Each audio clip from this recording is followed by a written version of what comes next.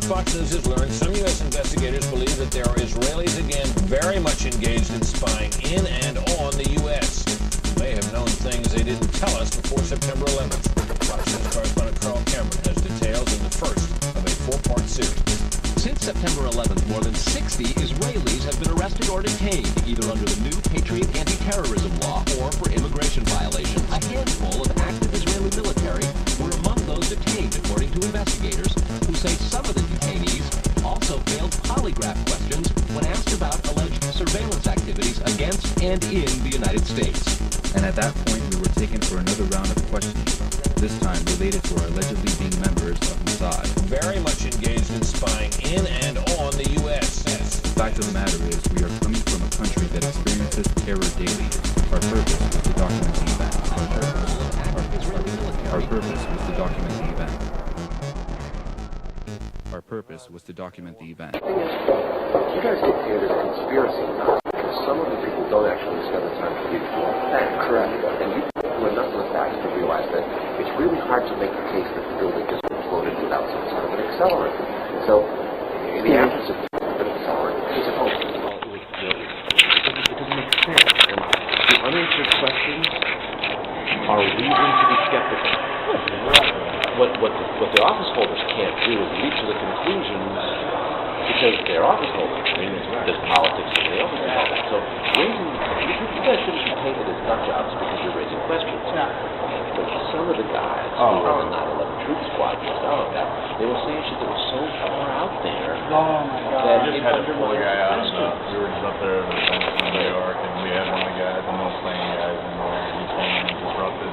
William Rodriguez, you heard of him, right? Yeah. Just come in and just, totally interrupt. Goes on about aliens and reptiles and stuff. Makes it all look like we're out of our mind. I mean, the guys that I got my four-part Israeli series are serious, non-partisan government people. You know, they went out and whacked people on the other side, the presidents, Republican and Democrat. You know, I mean, they do their job. And they do shit.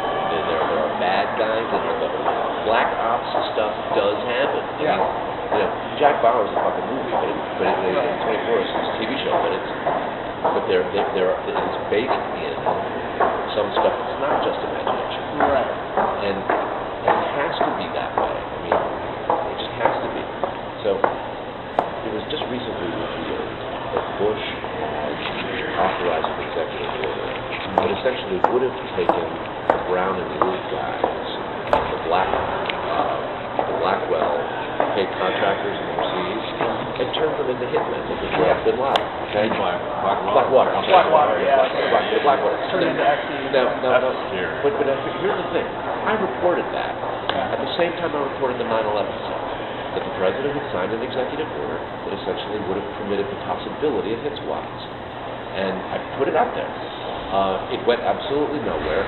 2 years later, a guy named Cy Hirsch from New York wrote a very famous article about, hey, you know what, Bush may have authorized hit squads. It's like, no shit, told you that after the attacks. And everybody's like, whoa, it must be true. Now, what happened was, he signed an order that said, worst comes to worst, you walk into a bar and you see Bin Laden there on the corner of the table playing blackjack, and I just ask for that. Yeah. That's what they fucking said. Now, that's a lot different than dude walks into the cafe for a cup of tea in Morocco.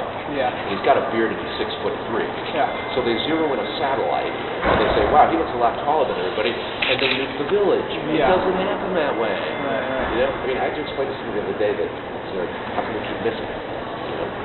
Right? It's a good question. One of the guys, you guys should be wondering, why the fuck do you keep using it? Well, there's a reason. We see him in real time, 6 miles up in a satellite.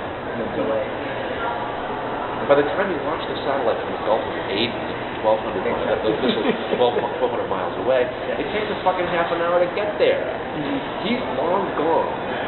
And the Achilles village was a kid. So it's not, you know, you understand that. But if you don't explain that to the average person who's just thinking, how can we keep listening when I can see on TV that we know where he is? It's called moral hazard. I mean, of course, the reasons on the surface are going to be justifiable and common sense. But at least this gray area for them to exploit. I mean, in addition to what I reported, we knew days after 9/11 that the Russians had warned us. The Russians have warned us of an attack. Yep. French and the British have warned us of hijacked planes. The Israelis and the Germans had warned us of a plane attack on the World Trade Center, all in the preceding 11 months. Now, 99 times out of 100, these warnings come to absolutely nothing. These were like 6 specific, generalized things, and they didn't do shit. Now, I know you guys have done the research. You know that you got the FBI agent in Arizona who went up the whole friggin' warning before it happened. They're learning how to flight. They're going to flight schools in Florida, and they're coming out here, and they're crop dusters and everything else. I mean, it was all there, but we're a big fucking country. We're a whole goddamn hemisphere. You know, I mean, it got lost between the cracks, and whether or not that was a deliberate conspiracy or benign neglect or just rank government incompetence, you know, my feeling is you guys are right to bang the drum because we don't know. And just as a journalist, I talked to George Bush personally after 9/11. I talked to Harry Reid and John Kerry personally after 9/11. All three of them said Saddam was a mass strike. You personally did? Yeah. All three of them. Now, unbelievably enough, only 2 people in the entire Congress adamantly refused, said that was not true. Bob Graham, the former Democratic chairman from Florida, the Intelligence Committee, said there was no evidence. Nancy Pelosi at a dinner appointment told me that John Kerry was a fucking liar because he never saw the evidence report. She had looked at it. She was actually one of the ranking Democrats on the Intelligence Committee. Now, who's to believe that Pelosi from San Francisco? You know, she's a pacifist. But those are the only 2 who said adamantly, I've looked at every page, I've looked at all the information, just not there. And she outed Kerry, who was running president at the time. We've actually got a DVD, a buddy of mine made a film called Core of Corruption, a 5-part film. We've only released the first part so far. He could write a book on Bob Graham alone, but he features Bob Graham in there and the dirt that we've got on him. But also with regard to whether or not it's intelligence muck up and confidence, or whether there might be direct involvement, something that really bothers us is the Able Danger program. I was wondering if you had any thoughts on that. I mean, there's always the concern that you're going to run into people who are not following your questions. There are questions that have still yet to be answered. It doesn't make sense that the President of the United States and the Congress of the United States will willfully lie to hurt Americans for the purposes of re-election or economic benefit. That's a bridge too far. I can understand how people uninformed might be able to make that leap, but it undermines a valid pursuit of facts when you go too far to prove a point. It's like when I don't know if you guys have kids or anything, but when you see a little kid throwing a fucking tantrum in the grocery store because they want a glass of milk, they're not going to get it. They're going to get locked in the back of the car and slapped. So, well, just like the town hall meetings, like we're always getting grief because they think that we're the ones that are shouting people down with the healthcare needs, but we have nothing to do with those people. We're always the ones coming out patiently trying to level volume voice try to ask them questions about these issues, and you get these morons out there screaming and crying exactly like that, like a child, and we get pushed in that category. My whole point of view with that whole part of the military is to point out that there are unanswered questions. Right. And some of it has been answered, but a lot of it hasn't. One thing that really scares me about that is that, say this is happened by purpose or something like that, it would totally be blamed our country like that. Right. I mean, and here's the thing you gotta remember too. Israel has been known as the country that spies on the United States more than any other. Now it's not national security spying. It's mostly economic. Yeah. They want to know what to do to make money and how things are going.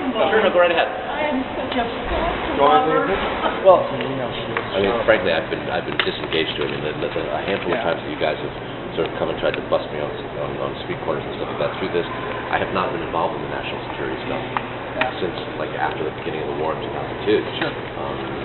You got a job to do, and they're going to assign you to different things. But my question is, I don't want to get you in trouble or anything like that. If you're willing, we'd love to get you just on record for our website. Would you support an investigation? No way, I can't. I mean, that's the kind of thing where if I were to do that, not going to get in such a hassle for not having gone through media relations. It's not a question of content. Yeah.